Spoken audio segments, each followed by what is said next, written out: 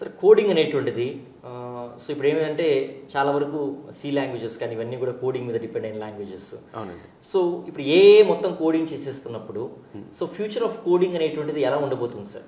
ఏ ఏరియాస్ని డామినేట్ చేయబోతుంది కోడింగ్ ఏరియాస్ని? అంటే మీరేం చెప్తారు? So coding is definitely something very very important. One of the areas that got strongly impacted by AI also. ఎందుకంటే ఇప్పుడు మనం రోజు న్యూస్ పేపర్స్లో చూస్తున్నాం, so many software engineers, coders are getting replaced అని.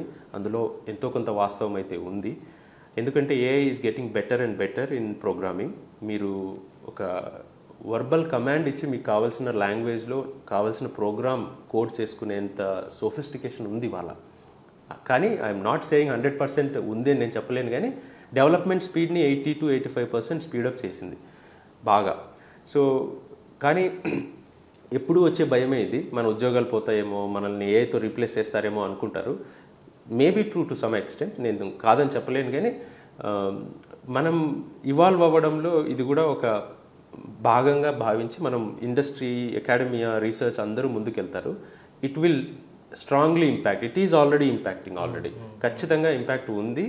మా దగ్గర కూడా చూస్తున్నాం, మేమే అసైన్మెంట్స్ ఇస్తాము. టిపికల్గా ఒక 6-7 years బ్యాక్ అసైన్మెంట్స్ ఎలా ఉండేవి, క్లాస్ రూమ్లో టీచ్ చేసిన ఆల్గారిథమ్స్ని, మషిన్ లెర్నింగ్ టూల్స్ని ఇంప్లిమెంట్ చేసి తీసుకురండి అని చెప్తాము.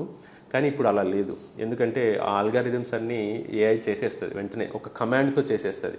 సో మేము కూడా ఇవాల్వ్ అవుతున్నాం. ఇటువంటి సిచ్యువేషన్లో ఆల్రెడీ జనరేట్ చేసిన కోడ్ని బగ్ ఫైండింగ్ చేయడం కానీ, ఇంకొద్దిగా ఎఫిషియెంట్గా ట్రై చేయడం కానీ, ఇలాంటి అసైన్మెంట్స్ ఇవ్వడం ద్వారా we are using AI, accepting and utilizing their efficiency, and on top of it we are building anamata.